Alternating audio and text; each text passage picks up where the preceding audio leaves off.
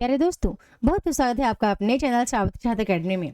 तो फ्रेंड्स, मेरे कुछ मित्रों के सुझाव हैं कि मैम आप ऐसा करिए कि 2018 से लेकर 2024 तक के प्रश्नों को आप क्रमबद्ध करके, यानी कि इकाई 1 के प्रश्न एक जगह पे रख दीजिए और उसका विथ एक्सप्लेन रखिए अपने तरीके से। जैसा आपने ई बुक बनाया है वैसे ही आप इकाई 1 से इकाई 10 तक के प्रश्नोत्तरी को बना दीजिए, तो बहुत बड़ी कृपा होगी हम सभी छात्रों पर, खासकर उन महिलाओं पर जिनको लगता है कि आप कहीं भी बहुत ज़्यादा पैसा पे करके और नहीं पढ़ पा रहे हैं या समय बहुत कम दे पा रहे हैं।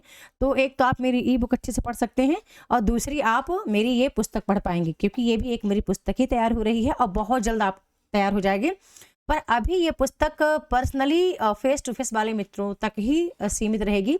जब मुझे ऐसा लगेगा कि नहीं अन्य मित्रों तक पहुंचाई जाए तो मैं प्रयास करूंगी, लेकिन अभी पर्सनली उनके लिए बनाई जा रही है। ठीक है, इकाई 1 से इकाई 10 तक 2000 प्रश्नोत्तरी पूरी निकल के आ रही है इसमें कंप्लीट। और साथ में कुछ मेरे बनाए एमसीक्यूज भी हैं जो मैं अक्सर पेड कोर्स में पढ़ाती रही हूँ, तो वो भी इसके बीच में ऐड कर रही हूँ। तो ये भी एक बढ़िया, बहुत ही कम प्राइस की ये पुस्तक बन रही है, मतलब जो हर कोई इसको खरीद पाए, मतलब एक सामान्य बच्चा भी, जितना जितना कि आप मान लो कि आप हमेशा रिचार्ज करवाते हैं अपना मोबाइल, ठीक है, जो अब 200-250-300 रुपये का आप रिचार्ज करवाते हैं, कुछ इसी तरह की पुस्तक की प्राइस भी रहेगी और हर व्यक्ति इसको ले पाएगा। ठीक है, तो ये इस पर मैंने काम किया है, तो इसका एक डेमो में ही मैंने बनाया है। एक कुछ ओल्ड पेपर मैंने लिए थे, किस तरह मैं बना रही हूँ, तो चलिए उस डेमो को देख लेते हैं।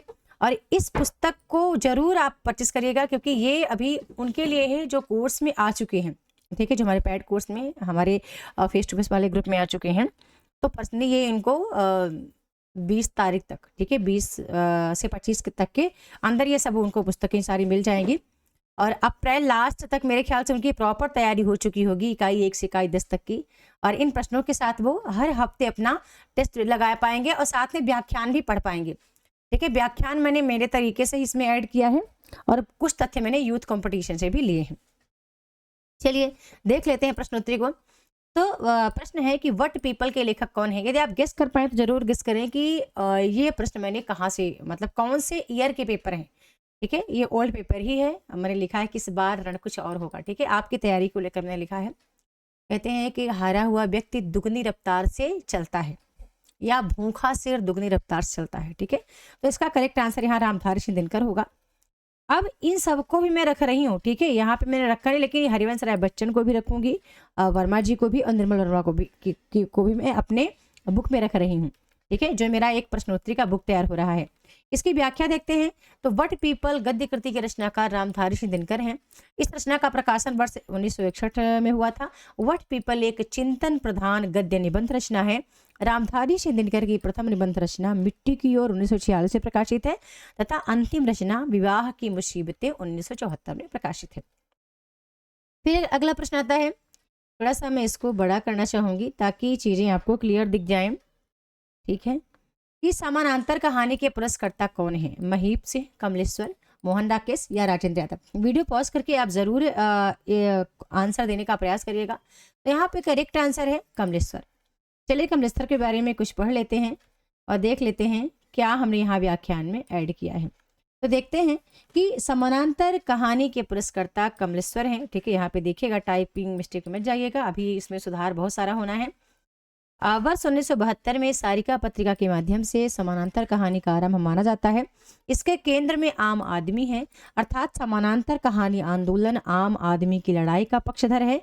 यह कहानी आंदोलन राजनीति के महत्व को स्वीकारता हुआ उसे सांस्कृतिक धरातल पर ले जाता है। इसके कहानीकार इब्राहिम शरीफ, कामतानाथ, दिनेश पालीवाल, हिमांशु जोशी आदि। यानी कि समानांतर कहानी में कुछ इन कहानीकारों ने भी अपनी किरदार निभाई है। कमलेश्वर की समानांतर कहानियां हैं छुटपुटा, नंगा, समागम, सांझ वाली और ललमनिया। ये इनकी इंपॉर्टेंट कहानी है। फिर अगला प्रश्न आता है कि शेष यात्रा की लेखिका कौन है। उषा प्रियंवदा, कृष्णा शोभती, नासिरा शर्मा या मन्नू भंडारी। ठीक है, तो यहाँ पर हम, आई होप कि आपने राइट आंसर वीडियो पॉज कर दिया होगा। करेक्ट आंसर हमारा है ए नंबर, उषा प्रियंवदा। चलिए देख लेते हैं उषा प्रियंवदा जी के बारे में कुछ इंपॉर्टेंट है। व्याख्यान यहाँ पे रखा है मैंने। शेष यात्रा 1984 में प्रकाशित उपन्यास की लेखिका उषा प्रियंवदा है, जिनका समय जन्म वर्ष 1931 है। इस उपन्यास में लेखिका ने अनु नामक पात्र के माध्यम से नारी मन की समस्त कोमलताओं, उसके जागते स्वाभिमान और कठोर जीवन संघर्ष को गहरी आत्मीयता के साथ उकेरा है। इनके अन्य उपन्यास है 55 खंभे लाल दीवारें। अब यहीं तक हम सीमित नहीं रहेंगे। जब भी हम कुछ इनके बारे में लिख रहे हैं तो प्रकाशन वर्ष भी मैं इसमें ऐड कर रही हूँ। रुकेगी नहीं राधिका का प्रकाशन वर्ष अंतर्वर्षी, और जितने इनके उपन्यास हैं इंपॉर्टेंट वो मैं रख रही हूँ। साथ में मैंने एक काम ये भी किया है कि इस बार मैं 50 ऐसे रचनाकारों का जिक्र कर रही हूँ कोर्स वालों के साथ ही, महत्वपूर्ण रचनाकार जिनके बारे में, जिनका संपूर्ण जीवन वृत्त, उनके रचनाएं, चाहे वो किसी विधा की रचना हो, नाटक हो, निबंध हो, कहानी हो, उपन्यास हो, इतिहास ग्रंथ हो, रिपोर्टाज हो, या जो भी कथेतर गद्य लगे हैं हमारे पाठ्यक्रम में, जो भी पुरस्कार उनको मिला है, वो मैं एक जगह पे ऐड कर रही हूँ, तो वो भी आपके लिए बहुत बेनिफिट होगा। हिंदी साहित्य के इतिहास के प्रथम इतिहासकार कौन है? तो वीडियो को पॉज करके आप जरूर बताइएगा। करेक्ट आंसर यहाँ पे है, ठीक है, हिंदी साहित्य के इतिहास की बात हो रही है, ठीक है, तो गाछा दत्तासी यहाँ पे करेक्ट आंसर है। चलिए देख लेते हैं कुछ इनके बारे में भी मैंने यहाँ पे लिखा है।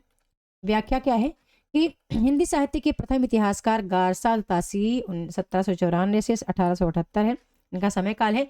इन्होंने इस्तवार द ल लिटरेचर इंदोई हिंदुस्तानी नाम से फ्रांसीसी भाषा में हिंदी साहित्य का इतिहास लिखा। यह 2 भागों में प्रकाशित हुआ। इस्तवार द ला लिटरेचर इंदोई हिंदुस्तानी का प्रथम भाग 1839 ईस्वी में, द्वितीय भाग 1847 ईस्वी में प्रकाशित हुआ। इसका दूसरा संस्करण 1871 ईस्वी में आया, जिसमें 3 खंड कर दिए गए। इस इतिहास ग्रंथ में उर्दू और हिंदी के 738 कवियों को स्थान दिया गया। उनके अंग्रेजी वर्ण के क्रम से दिया गया था। इसमें केवल 72 कवि हिंदी से संबंधित थे। इसका प्रकाशन ब्रिटेन और आयरलैंड की प्राच्य साहित्य अनुवादक समिति की ओर से पेरिस में किया गया। तो इतनी चीजें थी जो यहाँ पर मैंने गाछा दत्तासी के बारे में लिखा है। और इस तरह यदि आप इकाई 1 से इकाई 10 तक का पढ़ते हैं तो भगवान मुझे लगता है कि कभी आपको पीछे नहीं करेगा, ठीक है, क्योंकि यहाँ पर मेरा कर्म है, ठीक है, और इसको यदि आप अच्छे से इसका अध्ययन आप कर रहे हैं तो आप सफलता के बहुत निकट होंगे, या सफलता आपके हाथों में होगी। कुमारपाल प्रतिबोध के रचनाकार कौन है? तो यहाँ पे करेक्ट आंसर होगा सोमप्रभ सूरी हैं। देख लेते हैं इनके बारे में कुछ, यहाँ पे मैंने इंपॉर्टेंट लिखा है। व्याख्या क्या है कि कुमारपाल प्रतिबोध के रचनाकार जैन कवि सोमप्रभ सूरी हैं। इसकी रचना उन्होंने 1184 ईस्वी में की थी। यह प्राकृत भाषा में लिखा गया गद्य पद्यमय काव्य है, लेकिन साथ ही इसमें संस्कृत और अपभ्रंश भाषा में कुछ अप्रसिद्ध कवियों के दोहे भी मिलते हैं। इस ग्रंथ में समय समय पर हेमचंद्र द्वारा कुमारपाल को अनेक प्रकार के उपदेश दिए जाने की कथाएं लिखी हैं। अपभ्रंश के पद्यों में कुछ तो प्राचीन हैं और कुछ सोमप्रभ और सिद्धपाल कवि द्वारा बनाए गए हैं। अगला प्रश्न है, निम्नलिखित में से कौन सी रचना उपन्यास नहीं है? आपने वैसे भी राइट आंसर का चयन कर ही लिया होगा। करेक्ट आंसर है एक साहित्य की डायरी। चलते हैं देखते हैं। अब जैसे ही एक साहित्य की डायरी की बात हो रही है तो मैं प्रयास कर रही हूँ कि बहुत ज़्यादा चीज़ें ऐड करूं ताकि आपको दोबारा कभी एक साहित्य की डायरी के बारे में न पढ़ना पड़े, खासकर महत्वपूर्ण बातें। व्याख्या क्या है? एक साहित्य की डायरी की रचना उपन्यास नहीं है। एक साहित्य की डायरी 1964 में प्रकाशित कवि गजानन माधव मुक्तिबोध, जिनका समय काल 1917 से 64 है, द्वारा लिखा गया एक आलोचनात्मक ग्रंथ है। इसमें 13 प्रकरण हैं। इसमें उन्होंने वसुधा पत्रिका में एक साहित्य की डायरी के नाम से छपने वाले स्तंभ में अपने द्वारा लिखे गए निबंधों को संकलित किया है। इसमें मुक्तिबोध द्वारा लिखे गए छोटे बड़े अर्ध साहित्यिक एवं गैर साहित्यिक निबंधों का संकलन है। भारतीय ज्ञानपीठ द्वारा एक साहित्य की डायरी का दूसरा संस्करण 25 जून 2000 को प्रकाशित हुआ। आगे चलते हैं अगले प्रश्न की ओर। प्रश्न है, इनमें से कौन नागरी प्रचारणी सभा के संस्थापकों में नहीं है? तो अब आई होप कि आपने करेक्ट आंसर चयन कर लिया होगा, ठीक है। आचार्य शुक्ल जो है वो नागरी प्रचारणी सभा के संस्थापकों में नहीं है। आचार्य शुक्ल के बारे में मैंने बहुत सुंदर एक इनका जीवन वृत्त ही बना दिया है, उसकी वीडियो में जल्दी अपलोड कर दूंगी। तो आचार्य शुक्ल नागरी प्रचारणी सभा के संस्थापक सदस्य नहीं थे। इस सभा की स्थापना 1893 में काशी में हुई थी। इसकी संपादक त्रयी में बाबू श्याम सुंदर दास, राम नारायण मिश्र व ठाकुर से कुमार सिंह हैं। इसके प्रथम सभापति राधा कृष्ण दास थे। इस सभा के 2 उद्देश्य थे, नागरी अक्षरों का प्रचार और हिंदी साहित्य की समृद्धि। थोड़ा सा गेट को ऑफ कर दो लल्ला, शोर हो रहा है इधर। माफी चाहूंगी। अगला प्रश्न फिर आता है कि इनमें कौन वैष्णव भक्ति आचार्य नहीं है? तो शंकराचार्य, रामानुजाचार्य, वल्लभाचार्य, माधवाचार्य। तो करेक्ट आंसर है हमारा शंकराचार्य। चलते हैं शंकराचार्य जी के बारे में कुछ यहाँ पे पढ़ने का प्रयास करते हैं। आपको पता है इसकी व्याख्या में है कि शंकराचार्य का समय काल 788 से 820। वैष्णव भक्त के आचार्य नहीं थे। स्मार्त संप्रदाय में इन्हें शिव का अवतार माना जाता है। इन्होंने अद्वैतवाद का सिद्धांत दिया था, जिसके अनुसार ईश्वर एक ही समय में सगुण और निर्गुण दोनों ही स्वरूपों में रहता है, ऐसी इनकी मान्यता थी। आगे चलते हैं, देखते हैं जगनिक की रचना कौन सी है। तो यहाँ पे करेक्ट आंसर है परमाल रासो। और परमाल रासो के बारे में पढ़ लेती हूँ। ये इस तरह से आप इकाई 1 का पढ़ते हैं, और जहाँ पे मैंने ऑलरेडी मेंशन भी किया है, ठीक है, कि ये प्रश्न कब आया है। ठीक है, 18 में कौन कौन सा प्रश्न आया इकाई 1 से, फिर 19 में कौन कौन सा आया, 20 में कौन कौन से आया, वित्त व्याख्यान। तो वो आपको बहुत आनंद आएगा, और आप फिर आपको एहसास हो जाएगा कि दरअसल पेपर का पैटर्न क्या है। अभी तक दरअसल आपने पेपर का पैटर्न सही से समझा ही नहीं है। जिस दिन आपको परीक्षा का पैटर्न समझ में आ जाएगा, नेट निकालना आपके लिए आसान हो जाएगा। तो जगनिक द्वारा रचित रचना परमाल रासो 12वीं शताब्दी की रचना है। इसमें उन्होंने राजा परमाल की प्रशस्तिपूर्ण यानी कि उनकी प्रशंसा को लेकर वर्णन किया है। आल्हा खंड परमाल रासो का ही एक खंड है, जिसमें आल्हा उदल नामक 2 योद्धाओं की वीरता का बखान किया गया है। इसमें 52 छोटी बड़ी लड़ाइयों का वर्णन है। यहाँ पे आगे मणि विचल देव रासो के बारे में लिखा था कि 1155 एक विरह गीत काव्य है। इसके रचयिता नरपत नाल हैं। पृथ्वीराज रासो चंद्र बरदाई द्वारा रचित एक वीर काव्य है। इसमें पृथ्वीराज के शौर्य का वर्णन किया गया है। इसमें वीर एवं श्रृंगार रस की प्रधानता है। झोपड़ी से राजभवन तक के लेखक कौन है? ठीक है, बताना है मोहनदास नमिस राय, माता प्रसाद, कंबल भारती, सूरज। ये चारों ही जो दलित लेखक हैं, सॉरी दलित लेखक हैं, चारों ही इंपॉर्टेंट हैं। तो यहाँ पे आप वीडियो को पॉज करना है और राइट आंसर का जवाब आपको स्वयं से देना है, और फिर आपको इसके बाद मेरे आंसर पे ध्यान देना है। तो झोपड़ी से राजभवन यहाँ पे माता प्रसाद की रचना है। आगे चलते हैं, देखते हैं कि झोपड़ी से राजभवन आत्मकथा की रचना माता प्रसाद हैं। इनका समय 1942 है। यह कृति 2002 में प्रकाशित हुई थी। इसमें लेखक ने दलित होने के कारण भोगी अमानवीय पीड़ाओं का यथार्थ वर्णन किया है। साथ ही दलित समाज में जन्म लेने के उपरांत अपने राज्यपाल बनने तक की जीवन यात्रा का वर्णन भी किया है। अगला प्रश्न आता है, राम की शक्ति पूजा की यौगिक प्रक्रिया का स्रोत क्या है? अब तक आपने कमेंट सेक्शन में लिख दिया होगा कि ये प्रश्न हम कौन से सत्र का कर रहे हैं। ठीक है, यूजीसी नेट के कौन से सत्र का ये सारा प्रश्न है। तो राम की शक्ति पूजा की यौगिक प्रक्रिया क्या है? वेदांत है, योग वशिष्ठ है, नव वेदांत है, या फिर हठ योग है? तो नव वेदांत यहाँ पे हमारा करेक्ट आंसर हो जाएगा। चलते हैं, थोड़ी सी व्याख्यान को समझते हैं कि अभी इसके अंतर्गत मुझे और भी रखना है। एक डेमो के रूप में मैंने आपको बताया है कि इस तरीके से ही पढ़ने की आवश्यकता है आपको, कि राम की शक्ति पूजा की यौगिक प्रक्रिया का स्रोत राम की शक्ति पूजा 1936 से प्रकाशित सूर्यकांत त्रिपाठी निराला कृत है। एक लंबी कविता है जो अत्यंत ओजपूर्ण एवं प्रभावशाली है। इसका कथानक बांग्ला के कृतवास रामायण पर आधारित है। इस कविता का मुख्य विषय है सीता की मुक्ति। अगला प्रश्न है, इनमें से कौन तार सप्तक के कवि नहीं है? तो तार सप्तक आपको पता है, प्रथम तार सप्तक को ही तार सप्तक कहा गया है, फिर द्वितीय को द्वितीय तार सप्तक, तृतीय चतुर्थ। ठीक है, भवानी प्रसाद मिश्र यहाँ पे तार सप्तक के कवि नहीं है, बल्कि द्वितीय तार सप्तक के कवियों में शामिल हैं। ठीक है, देख लेते हैं। भवानी प्रसाद मिश्र 1943 में प्रकाशित तार सप्तक के कवि नहीं है, बल्कि इनकी कविताएं 1951 में प्रकाशित दूसरा तार सप्तक में संकलित है। इनका समय काल 1900, कहीं पे 14 है, कहीं पे 13 भी मिलता है, तो आप थोड़ा ध्यान रखिएगा। ठीक है, इनके कुछ यहाँ पे हमने रचनाओं के संग्रह लिखे हैं। काव्य संग्रह गीत फरोश है, चकित है दुख, अंधेरी कविताएं, गांधी पंचसती, बुनी हुई रस्सी, खुशबू के शिलालेख, अनाम तुम आते हो। ठीक है, ये काट दीजिएगा, अनाम तुम आते होगा। इनकी कविताओं पर गांधीवाद का प्रभाव स्पष्ट रूप से दिखाई देता है। तार सप्तक का संपादन अग्जेय द्वारा वर्ष 1943 में किया गया था। तार सप्तक में 7 कवियों को संग्रहित किया गया है। अगला प्रश्न है कि एक हथौड़ा वाला घर में और हुआ किसका पंक्ति, यानी कि एक हथौड़ा वाला घर में और हुआ किसकी पंक्ति है? तो यहाँ पे करेक्ट आंसर है केदारनाथ। चलिए थोड़ा सा केदारनाथ के बारे में देख लेते हैं, बहुत इंपॉर्टेंट है और इनकी रचनाएं कई बार हमारे पेपर में आ चुकी हैं। व्याख्या क्या है? एक हथौड़ा वाला घर में और क्या हुआ पंक्ति केदारनाथ अग्रवाल, समय काल इनका 1911 से 2000 द्वारा रचित एक लंबी कविता है। बच्चे के जन्म पर से उद्धृत की गई है यह कविता। एक हथौड़ा वाला घर में और घर में और हुआ से तात्पर्य हाथी जैसे शक्ति वाला एक और मजदूर घर में पैदा हुआ से है। केदारनाथ जी श्रम शक्ति के पक्षधर हैं। इनके अन्य काव्य संग्रह मार प्यार की थ्यापें, कहे केदार खरी खरी, अनहारी, हरियाली, पुष्पदीप इत्यादि हैं। दिखते यह तो बहुत आसान है कि प्रयोगवाद को बैठे ठाले का धंधा किसने कहा? तो नंदलाल वाजपेयी ने कहा है। वाजपेयी जी को पढ़ना हमारे लिए बहुत इंपॉर्टेंट है और मैं प्रयास करूंगी अधिकतर ओल्ड पेपर ही रहेगा, जो मेरा मेरा खुद का बनाया प्रश्न रहेगा। मैं प्रयास करूंगी कि उनमें से बहुत सारे उन कवियों को ही रखूं जो आपके पेपर के लिए इंपॉर्टेंट है।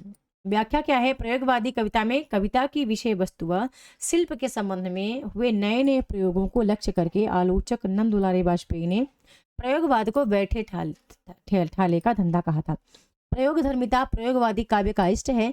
भाषा, शिल्प, छंद, अलंकार, प्रतीक, बिंब एवं उपमान आदि की दृष्टि से कवियों ने नए नए प्रयोग किए हैं। इन्हीं नए नए वस्तु, विषय व शिल्प के प्रयोगों को लक्ष्य करके आलोचक नंद दुलारे वाजपेयी ने प्रयोगवाद को बैठे ठाले का धंधा कहा है। वाजपेयी जी का जन्म 1906 में उज्जैन में हुआ था। इनको छायावादी कविता के शीर्षस्थ आलोचक के रूप में मान्यता प्राप्त है। इनकी प्रमुख आलोचनात्मक पुस्तकें निम्नलिखित हैं। हिंदी साहित्य 20वीं शताब्दी 1942 से प्रकाशित है। जयशंकर प्रसाद, प्रेमचंद्र, आधुनिक साहित्य, नया साहित्य, नए प्रश्न। और भी हैं, अभी यहाँ पे ऐड नहीं, लेकिन और भी हैं, बड़े इंपॉर्टेंट हैं इनके। प्रश्न है, अगले जन्म मोही बिटिया ने की, जो कि लेखक कौन है? ठीक है, मैंने कहा सभी प्रश्न ओल्ड पेपर हैं यूजीसी नेट के। इनमें से किसी की ये पंक्ति नहीं है। ठीक है, यूजीसी ने इसको मतलब कि बाहर रखा था। क्या मतलब आंसर से इसको हटा दिया था। अगले जन्म में बिटिया ने की जो उपन्यास के लेखक कुर्तल एन हैदर हैं। यह उपन्यास वर्ष 2009 में प्रकाशित हुआ था। इसमें मामूली गाने वाली दो बहनों की कहानी है जो बार बार पुरुषों के छलावों का शिकार होती हैं। इन दो बहनों की कथा के साथ साथ यह उपन्यास जागीरदार घरानों के आर्थिक ही नहीं भावनात्मक खोखलेपन को भी उजागर करता है। इनकी रचनाएं मेरे भी सनम खाने पहला उपन्यास है। हाउसिंग सोसाइटी, आग का दरिया, इनका आग का दरिया भी इंपॉर्टेंट है। सफीने गमे दिल उपन्यास है। शीशे के घर पहला कहानी संग्रह है। सितारों से आगे, पतझड़ की आवाज कहानी संग्रह इत्यादि इंपॉर्टेंट है। यहाँ पे अग्निपथ के पार, चंदन चांदनी का देश किसकी पंक्ति है? हरिवंश राय बच्चन की, महादेवी वर्मा की, रामनरेश त्रिपाठी की या नरेंद्र शर्मा की? तो करेक्ट आंसर यहाँ पे महादेवी वर्मा होगा। 2 नंबर पे महादेवी वर्मा है। देख लेते हैं, अग्निपथ के पार, चंदन चांदनी का देश पंक्ति महादेवी वर्मा द्वारा रचित कविता मोम सातन घुल चुका से लिया गया है। महादेवी वर्मा का जन्म 1907 में हुआ था। वे छायावाद की प्रमुख कवियत्री थी। इनके काव्य में वेदना की अतिशयता व अज्ञात प्रीतम को पाने के चाह के कारण इन्हें आधुनिक काल की मीरा भी कहा जाता है। पद्य के साथ साथ इन्होंने रेखा चित्र, संस्मरण, कहानी, निबंध जैसी गद्य विधाओं की भी रचना की है। इनकी अन्य प्रमुख रचनाएं हैं अतीत के चलचित्र, स्मृति की रेखाएं, पथ के साथी, मेरा परिवार, नीरजा, दीपशिखा, निहार इत्यादि। आनंद कादम्बरी के संपादक आप जानते हैं बद्री नारायण चौधरी प्रेमघन हैं। चलिए थोड़ा सा इनके बारे में समझते हैं। भारतेंदु मंडल के कवियों में प्रेमघन समय काल 1855 से 1923 का प्रमुख स्थान रहा है। इनका जन्म उत्तर प्रदेश के जिला मिर्जापुर के एक संपन्न ब्राह्मण कुल में हुआ है। भारतेंदु की भांति उन्होंने पद्य और गद्य दोनों में विपुल साहित्य रचना की है।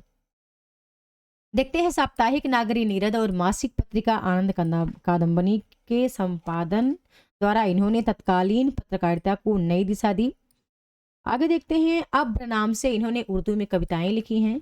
इनकी रचनाएं हैं जीर्ण जनपद, आनंद अरुणोदय, हार्दिक हर्षादर्श, मैंक महिमा, अलौकिक लीला, वर्षा बिंदु आदि इनकी प्रमुख कृतियां हैं जो अन्य रचनाओं के साथ प्रेम घन सर्वस्व के प्रथम भाग में संकलित हैं। आगे देखते हैं कि भारतेंदु के काव्य में प्राप्त होने वाली सभी प्रवृत्तियां प्रेमघन की रचनाओं में भी उपलब्ध हैं। लालित्य लहरी के वंदना संबंधी दोहों और ब्रज चंद पंचक में उनकी भक्ति भावना व्यक्त हुई है। तो इनकी श्रृंगारिक कविताएं भी रसिकता संपन्न हैं। उनका प्रमुख मुख्य क्षेत्र जातीयता, समाज दशा और देश प्रेम अभिव्यक्ति है। यद्यपि इन्होंने राजभक्ति संबंधी कविताओं की भी रचना की है, तथापि राष्ट्रीय भावना की नई लहर में से उनका अविच्छिन्न संबंध था। देश की दुरावस्था के कारणों और देशोन्नति के उपायों का जितना वर्णन उन्होंने किया है, उतना भारतेंदु की कविताओं में भी नहीं मिलता। इस संदर्भ में नई से नई घटना को भी वे कविता का विषय बना लेते थे। कौन? प्रेमघन जी। उदाहरण स्वरूप पार्लियामेंट के सदस्य दादा भाई नौरोजी को जब विलायत में काला कहकर कहा गया, तब उन्होंने इस पर एक क्षोभपूर्ण प्रतिक्रिया व्यक्त की। अचरज होत तुमहु समगोरे बाढ़त कारे, तासो कारे कारे शब्दों पर है वारे, कारे कृष्ण राम जलधर जल बरसन वारे, कारे लागत ताहि सुकारन को प्यारे, याते नीको है तुम कारे जाहु पुकारे, यह अशीष देत तुमको मिल सब हम सब कारे, सफल हो ही मन के सभी संकल्प तुम्हारे। प्रेम घन ये तिभंग थोड़ा सा ध्यान रखना वीडियो को पॉज करके, ठीक है। ऑलरेडी रचनाएं उनको मिल ही जाएंगी जो कोर्स में है। आनंद कादंबनी पत्रिका के संपादक बद्रीनाथ चंद्र प्रेमघन। यह पत्रिका 1881 में प्रकाशित होनी आरंभ हुई थी। यह एक मासिक पत्रिका है जिसका प्रकाशन मिर्जापुर से होता था। गोबर गणेश उपन्यास के लेखक कौन है देख लेते हैं। रमेश चंद्र शाह हैं। यहाँ पे रमेश चंद्र जी के बारे में लिखा है कि उपन्यासकार इन्होंने लिखा है इसको। इनका जन्म 1937 में हुआ था। कवि हैं, उपन्यासकार हैं, आलोचक आदि रूप में हिंदी साहित्य में प्रसिद्ध हैं। गोबर गणेश इनका प्रथम उपन्यास है रमेश चंद्र शाह जी का। इसमें उन्होंने अल्मोड़ा प्रांत के मध्यम वर्गीय परिवारों के जीवन अर्थात रहने के ढंग को उजागर किया है। यह उपन्यास वर्ष 2004 में प्रकाशित हुआ था। इन्होंने किस्सा गुलाम, पूर्वा पर आखिरी दिन, विनायक, पुनर्वास आदि उपन्यासों की रचना की है। फादर कामिल बुल्के को हिंदी साहित्य के महत्व में दिए जाने का क्या कारण है? तो तुलसी साहित्य के विशेषज्ञ के रूप में इनको हिंदी साहित्य में महत्व दिया गया था। चलिए देख लेते हैं इनके बारे में। कामिल बुल्के 1909 से 82 बेल्जियम से भारत आए एक मिशनरी थे। भारत आकर वे मृत्यु पर्यंत हिंदी, तुलसी व वाल्मीकि के भक्त रहे। फादर कामिल बुल्के ने हिंदी साहित्य व तुलसीदास पर शोध किए। उन्होंने हिंदी अंग्रेजी लघुकोश तथा अंग्रेजी हिंदी शब्दकोश 1968 की रचना की। इसके अतिरिक्त उन्होंने राम कथा उत्पत्ति और विकास 1949 पुस्तक द्वारा यह स्पष्ट करने का प्रयास किया कि भगवान राम वाल्मीकि से के कल्पित पात्र नहीं हैं, बल्कि इतिहास पुरुष हैं, जिसका प्रमाण उन्होंने वियतनाम व इंडोनेशिया में फैली राम कथाओं का उदाहरण के रूप में प्रस्तुत करके दिया। इनकी अन्य रचनाएं हैं मुक्तिदाता, नया विधान व नीलपंछी। आत्माराम की टेटे निबंध के बारे में आपको खूब पता है, ठीक है। यहाँ पे महावीर द्विवेदी का हमें नाम लेना, सॉरी बाल मुकुंद गुप्त का हमें नाम लेना पड़ेगा, ठीक है, क्योंकि ये बहुत ही प्रसिद्ध प्रश्न है, बहुत बार आ चुका है नेट के पाठ्यक्रम में और अन्य में भी आ चुका है। आत्माराम टेटे में आत्माराम बाल मुकुंद गुप्त के प्रतीक हैं। महावीर द्विवेदी द्वारा भाषा और व्याकरण लेख में भारतेंदु मंडल के लेखकों की अशुद्धियों को रेखांकित किया गया है। द्विवेदी जी द्वारा की गई यह आलोचना बाल मुकुंद गुप्त को पसंद नहीं आई और उन्होंने आत्माराम के नाम से भारत मित्र में लेख लिखा। अपने लेख में गुप्त जी ने भाषा संबंधी जो प्रश्न उठाए वह द्विवेदी जी के समर्थकों को रास नहीं आए। पंडित गोविंद नारायण मिश्र ने बाल मुकुंद जी के प्रति विरोध प्रदर्शन करते हुए आत्माराम टेटे नामक 10 निबंध बंग भारत में प्रकाशित करवा दिए। यहाँ पे आपको पता होगा इनका क्रम। प्रेमचंद और उनका युग, हिंदी साहित्य के 80 वर्ष, छायावाद और हिंदी नवरत्न। सबसे पहले हमें देखना है हिंदी नवरत्न किसकी रचना है, ठीक है, क्योंकि 2 नंबर पे हिंदी नवरत्न पर सबसे पहले आई है। तो हमें देखना है कि हिंदी नवरत्न जो है वो 1910 में प्रकाशित मिश्र बंधुओं द्वारा लिखी गई है। उसमें उन्होंने हिंदी के प्रमुख 9 कवियों सूर, तुलसी, देव बिहारी, भूषण, सेनापति, चंद्र, हरिश्चंद्र, ठीक है, की विस्तृत तुलनात्मक आलोचना की है। इसमें उन्होंने देव को बिहारी से ऊंचा स्थान दिया है। प्रेमचंद्र उनका युग 1952 में पुस्तक रामविलास शर्मा ने प्रगतिशील साहित्यिक आंदोलन के भीतर चल रहे तत्कालिक विवादों को बहुत सरल रूप में प्रस्तुत किया है। हिंदी साहित्य के 80 वर्ष 1954 में प्रगतिवादी आलोचक शिवदान सिंह चौहान, जिनका समय काल है, जन्म समय है 1916 में, खड़ी बोली को ही हिंदी माना है और इसमें लिखे गए साहित्य को हिंदी साहित्य माना है। छायावाद 1955 में प्रकाशित नामवर सिंह द्वारा रचित आलोचना ग्रंथ है। इस ग्रंथ में छायावाद की काव्यगत विशेषताओं को स्पष्ट करते हुए छाया चित्रों में निहित सामाजिक सत्य को उद्घाटित किया गया है। इस निबंध में छायावाद का केंद्र बिंदु भाव प्रबलता से प्रेरित स्वच्छंद कल्पना पर विस्तार से विचार किया गया है। ये यहाँ पे आपको उत्तर दिख ही रहा है 4 नंबर पे। संपूर्णानंद पहले आते हैं, ब्रह्मपुरी जी बाद में, फिर वासुदेव शरण अग्रवाल हैं और भगवत शरण उपाध्याय हैं। इनका यहाँ पे व्याख्यान देखते हैं तो संपूर्णानंद जी का समय काल 1890 है, बेनीपुरी जी का 1899 है, वासुदेव जी का 1904 है और भगवत शरण जी का 1910 है। यहाँ पे फिर से प्रकाशन वर्ष आ जाता है। ठीक है, ये व्याख्यान वाली वीडियो आपके बहुत काम आएगी दोस्तों। ठीक है, यहाँ पे रुकोगी नहीं राधिका उषा प्रेमवत द्वारा लिखित उपन्यास 1969 में प्रकाशित हुआ। इसमें नायिका राधिका अपने व्यक्तित्व के संरक्षण और विकास के लिए परिस्थितियों से जूझती रही और सामाजिक मूल्यों का तिरस्कार करती रही। आपका बंटी उपन्यास की रचना मन्नू भंडारी ने की। इसका प्रकाशन वर्ष 1971 में हुआ था। इसमें उन्होंने माता पिता के बिखरे रिश्तों से दुखी बच्चे बंटी की कथा का उल्लेख किया है। सूरजमुखी अंधेरे के उपन्यास की रचनाकार कृष्णा शोभती हैं। इसका प्रकाशन 1972 में हुआ है। इसमें एक ऐसी लड़की की कहानी है जिसके बचपन की कठिन परिस्थितियों ने उसे समय से पहले परिपक्व बना दिया, जो निरंतर बाहरी और भीतरी मन के द्वंद्व से उलझी रही। चितकोबरा की रचना मृदुला गर्ग ने किया है। इसका प्रकाशन 1979 हुआ। इसमें स्त्री पुरुष के संबंधों पर नए सिरे से विचार किया गया है। उपन्यास नारी के अस्तित्व और पुरुष प्रधान समाज के विरोध की बात करता है। प्रसाद के नाटकों का अनुक्रम अब आपको पता है। यहाँ पे विशाख, अजासत, स्कंद, राजश्री। ठीक है, यहाँ पे जहाँ स्कंद है समझ लीजिए वो सबसे लास्ट में ही आएगा। राजश्री, विशाख, अजात। ठीक है, यहाँ पे 3 नंबर ही इसका करेक्ट आंसर है। देख लेते हैं। राजश्री का प्रकाशन 1915 है। इस नाटक में प्रसाद ने मालवा, थानेश्वर, कन्नौज और मगध की राज परिस्थितियों का वर्णन किया है। विशाख का प्रकाशन 1921 है। इस नाटक का आधार कल्हड़ द्वारा रचित राज तरंगिणी है। इसमें कश्मीर में स्थित बौद्ध विहारों के समाप्त होने के कारणों का उल्लेख किया गया है। अजात शत्रु का प्रकाशन 1922 है। इसका कथानक भी बौद्ध काल से संबंध रखता है। स्कंद वाक के बारे में तो आप खुद जानते हैं, 1928 का प्रकाशन है। ज्ञानेंद्र कुमार के उपन्यासों का फिर से हमें अनुक्रम लगाना है। ठीक है, 2 नंबर करेक्ट है। सुनीता, त्यागपत्र, कल्याणी और सुखता। फिर से यहाँ इनका व्याख्यान है। सुनीता का प्रकाशन 1934 में हुआ है। इस उपन्यास में ज्ञानेंद्र ने पुरुष की काम कुंठा की समस्या को कथानक का आधार बनाया है। साथ ही साथ मध्यम वर्गीय समाज में स्त्री की शक्ति को अभिव्यक्त किया है। त्यागपत्र का प्रकाशन 1937 है। इसमें उन्होंने मृणाल के माध्यम से आत्मपीड़ा में जीने वाली नारी को उपस्थित किया है। साथ ही साथ पारस्परिक भारतीय समाज के विरुद्ध मृणाल के चरित्र को प्रस्तुत करने का प्रयास किया है। कल्याणी का प्रकाशन 1939 है। इसमें कल्याणी विदेशी शिक्षा प्राप्त महिला है जो पति परायण होकर उसके जुल्मों को सहन करती है। सुखदा का प्रकाशन 1952 में हुआ है। इसमें नायिका अपने अहम के कारण स्वयं तो दुखी रहती ही है, अपने पति के दुख का कारण भी बनती है। यहाँ पे काल के अनुसार फिर से हमें आचार्यों का अनुक्रम लगाना है। ठीक है, भामह, दंडी, आचार्य आनंद वर्धन और अभिनव गुप्त। देख लेते हैं इनकी व्याख्या। भामह अलंकारवादी आचार्य हैं। इनका रचनाकाल 6वीं शताब्दी है। इनके द्वारा रचित ग्रंथ का नाम है काव्य अलंकार। इसके बाद दंडी का संबंध रीति संप्रदाय से, ध्यान रखिए दंडी भी अलंकारवादी है लेकिन इनका संबंध रीति संप्रदाय से है। इनका रचनाकाल 7वीं शती है तथा इनके काव्य शास्त्रीय ग्रंथ का नाम काव्यादर्श है। जबकि ये काव्यादर्श अलंकार से संबंधित ही रचना है। आचार्य दंडी ने रीति के लिए काव्य मार्ग शब्द का प्रयोग किया है।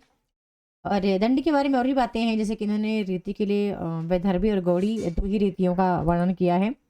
आनंद वर्धन ध्वनि संप्रदाय के प्रवर्तक हैं। इनका रचनाकाल 9वीं शती है। ध्वन्यालोक इनका काव्य शास्त्रीय ग्रंथ है। अभिनव गुप्त रसवादी आचार्य हैं। इनका समय काल 10वीं शताब्दी है। अभिनव भारती व ध्वन्यालोक लोचन इनके काव्य शास्त्रीय ग्रंथ हैं। चरण में वर्णों की संख्या कम से अधिक के आधार पर इन वर्णिक छंदों का सही अनुक्रम लगाना है। ठीक है, इंद्रवज्रा, वसंत तिलका, मंदाकांत्रा, शार्दूल, विकृति। देख लेते हैं इनकी व्याख्या। तो इसमें देखते हैं कि चरण में वर्णों की संख्या कम से अधिक के आधार पर क्या अनुक्रम है। इंद्र वज्रा की प्रत्येक पंक्ति में 11 वर्ण होते हैं तथा प्रत्येक चरण में 2 तगड़, जगड़ और 2 गुरु के क्रम से वर्ण रखे जाते हैं। वसंत तलिका की प्रत्येक पंक्ति में 14 वर्ण होते हैं, या वर्ण ही ध्यान रखिएगा, याद रहे। मंदाक्रांता में 17 वर्ण होते हैं और शार्दूल विकृत में 19 वर्ण होते हैं। यही ध्यान रखिएगा। ये सब वैसे ध्यान रखने की आवश्यकता नहीं है, पर ये चीजें आप ध्यान रखिएगा। आदिकाल के रचनाकारों का सही अनुक्रम बताना है तो सरहपा, गोरखनाथ, अमीर खुसरो, विद्यापति। देख लेते हैं यहाँ पे इनके बारे में सरहपा का समय 8वीं है शताब्दी है, जबकि राहुल संकीर्तन 769 ऐसी मानते हैं। इनकी कुल रचनाओं की संख्या 32 बताई गई है। इनका प्रसिद्ध ग्रंथ दोहा कुश है। इनका नाम सरोज वज्र राहुल भद्र भी रहा है। गोरखनाथ का समय काल 9वीं शताब्दी है। माना जाता है कि इनके ग्रंथों की संख्या 40 मानी गई है, किंतु पीताम्बर दत्त वड़थाल ने इनके ग्रंथों की संख्या केवल 14 मानी है। इन्होंने ही गोरखवाणी के नाम से गोरखनाथ की रचनाओं का संकलन प्रकाशित कराया है। अमीर खुसरो 1255 से 1324। अमीर खुसरो के बारे में मैंने यहाँ बहुत विस्तार से रखा है ऑलरेडी। जिनके पास ई बुक होगा वो पूरा का पूरा अमीर खुसरो के बारे में बढ़िया से पढ़ी होंगी, ठीक है। तो ई बुक की बहुत सारी चीज़ें, जब मैं ओल्ड पेपर को कलेक्ट कर रही हूँ तो मैं ई बुक से जितनी भी महत्वपूर्ण चीज़ें हैं, जो महत्वपूर्ण कभी हैं, ठीक है, क्योंकि ई बुक हर किसी के पास नहीं है, ठीक है। तो विद्यापत के बारे में जितना मुझे लगा कि आपको जानना चाहिए, इससे बाहर आपको जानना भी नहीं है। यदि आपने अच्छे से ई बुक पढ़ी है और आपने अच्छे से मेरे लाइव, क्योंकि लाइव क्लास होने का मतलब ये है ना कि निरंतरता बनी रहती है, सबसे बड़ी बात ये है। तो मैंने यहाँ पे विद्यापत के बारे में बहुत अच्छे तरीके से यहाँ पे लिखा है, और वैसे ही मैंने अमीर खुसरो के बारे में भी लिखा है। तो यहीं पे क्लास होता है एंड।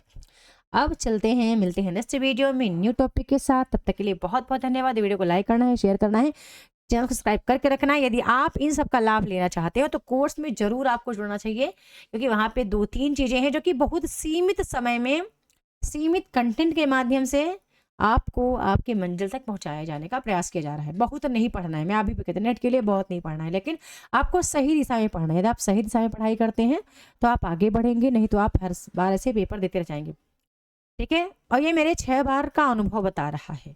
जब मेरा अनुभव नहीं होता तो मैं नेट की पुस्तक नहीं बनाती। और ये मेरी पहली पहल है। मेरे बहुत सारे प्रश्नोत्तरी, कम से कम 5000 प्रश्नोत्तरी मैंने ऑलरेडी खुद से बनाए होंगे अब तक, लेकिन मुझे लगा कि इस बार मुझे थोड़ा सा अलग करना चाहिए कुछ। और 2025 का समय है, ठीक है। मेरा JRF होना ना होना अलग बात है, लेकिन एक जो अनुभव को मैंने जिया है वो मुझे आप तक पहुंचाना चाहिए। तो फिर मैंने ये प्रयास किया है, और मेरा प्रयास कैसा लगा आपको कमेंट सेक्शन में जरूर लिखें। इकाई 1 से इकाई 10 तक अलग अलग प्रश्नोत्तरी बनाना, व्याख्यान सहित देना भी आसान नहीं है दोस्तों, और इतने कम टाइम में बना देना, ठीक है, बहुत बड़ी बात होती है। कई रातें ऐसी हैं जब मुझे जाग करके काम करना पड़ेगा, ठीक है। तो इसका लाभ आपको ज़रूर मिलेगा। कोर्स में आप आते हैं, कोर्स की फीस बहुत कम है। इकाई 1 से 10 तक की पूरी पढ़ाई आपको फेस टू फेस मिलेगी। फीस केवल 3000 रुपये है जून बैच के लिए, ठीक है। अगले इस 8 महीने तक आप मेरे साथ जुड़े रहेंगे रिजल्ट आने तक। मिलते हैं नेक्स्ट वीडियो में, तब तक के लिए बहुत बहुत धन्यवाद।